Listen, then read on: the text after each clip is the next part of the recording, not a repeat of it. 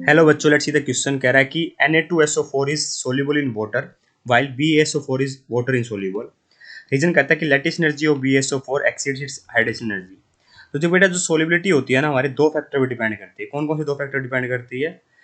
एक तो बेटा मेरे डायरेक्टली प्रोपोर्शनल होती है हाइड्रेशन एनर्जी के, और इनवर्सली प्रोपोर्शनल होती है लेटिस एनर्जी के। हाइड्रेशन एनर्जी का मतलब है बेटा the enthalpy change when one mole of A compound is hydrated. Lattice energy का मतलब होता है बेटा कितनी अमाउंट ऑफ एनर्जी रिलीज होती है जब एक मोल ऑफ क्रिस्टल फॉर्म होता है ना। देखिए बेटा, हाइड्रेशन एनर्जी डिपेंड किस पे करती है? चार्ज पे डिपेंड करती है, इनवर्सली प्रोपोर्शनल होती है साइज की। और लेटिस एनर्जी बेटा चार्ज पे डिपेंड करती है, इनवर्सली प्रोपोर्शनल होती है साइज के। फिर हम कब कैसे कंपेयर करते हैं बेटा? तो देखिए, अगर कोई चीज़ ज़्यादा सोल्यूबल होगी ना, तो उसकी हाइड्रेशन एनर्जी ज़्यादा मिलती है as compared to lattice energy. Experimentally data है बेटा ये तो। ठीक है, अगर कम सोल्यूबल होगी तो बेटा लेटिस एनर्जी ज़्यादा मिलेगी as compared to hydration energy.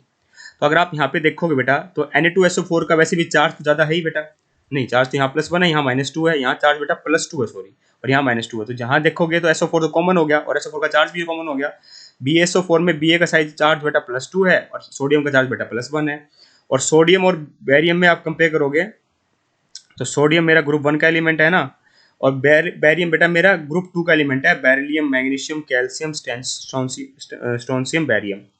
ठीक है, बेरिलियम, मैग्नीशियम, कैल्शियम, स्ट्रोंशियम और बेरियम। तो बेरियम तो बेटा मेरा ग्रुप 2 का एलिमेंट है, पर साइज उसका बड़ा है एज कम्पेयर टू सोडियम। तो क्योंकि वो कहाँ जाके आ रहा है बेटा, ये second, third, fourth, fifth, sixth period के आ रहा है ना, तो इसका मतलब साइज बड़ा है इसका। ठीक है, तो इसका साइज बड़ा है, तो इसका मतलब मैं क्या कहूँगा बेटा, देखिए होता क्या है यहाँ पे, अगर आप देखोगे चार्ज ज़्यादा किसका है? बेरियम का है ना। तो चार्ज के हिसाब से तो कहेगा कि हाइड्रेशन एनर्जी ज़्यादा होनी चाहिए, लेटिस एनर्जी भी ज़्यादा होनी चाहिए बेरियम की एज कम्पेयर टू Na2SO4। पर साइज के हिसाब से देखेंगे तो बेटा हाइड्रेशन एनर्जी भी बेटा मेरी बेरियम BaSO4 की कम होगी, और लेटिस एनर्जी भी कम होगी। तो हम कैसे देखेंगे बेटा? एक्चुअली में Na2SO4 ज़्यादा सोल्यूबल होता है, या फिर एक्वॉक्स ज़्यादा सोल्यूबल होता है वाटर में। क्यों? इसको ऐसे समझिए, क्योंकि जो Na2SO4 है ना, उसकी हाइड्रेशन एनर्जी बेटा मेरी ज़्यादा होती है as compared to lattice energy. वहीं अगर आप देखोगे BaSO4 की, तो यहाँ इसकी लेटिस एनर्जी ज़्यादा होती है as compared to hydration energy. ठीक है, लेटिस एनर्जी और हाइड्रेशन एनर्जी दोनों डिपेंड करते सेम फैक्टर है, पर एक्सपेरिमेंटली डिटरमाइन डाटा में बेटा ऐसा होता है, ध्यान रखना। ठीक है, इस कारण से बेटा मेरा Na2SO4 तो होता है सोल्यूबल, और BaSO4 होता है इनसोल्यूबल। सारा खेल बेटा लेटिस एनर्जी और हाइड्रेशन एनर्जी का होता है यहाँ पर। ठीक है, तो ये बिल्कुल सही स्टेटमेंट लिखी हुई है, और ये भी बिल्कुल सही लिखा हुआ है कि लेटिस एनर्जी BaSO4 की ज्यादा है इसकी हाइड्रेशन एनर्जी से। इस कारण से बेटा BaSO4 मेरा क्या हो जाता है? इनसोल्यूबल होता है, और Na24 केस में ऐसा नहीं होता है। तो असर्शन भी सही है और रीजन भी सही है, और रीजन करेक्ट, एक्सप्लेनेशन भी दे रहा है, तो ऑप्शन नंबर 1 परफेक्टली करेक्ट हो जाएगा।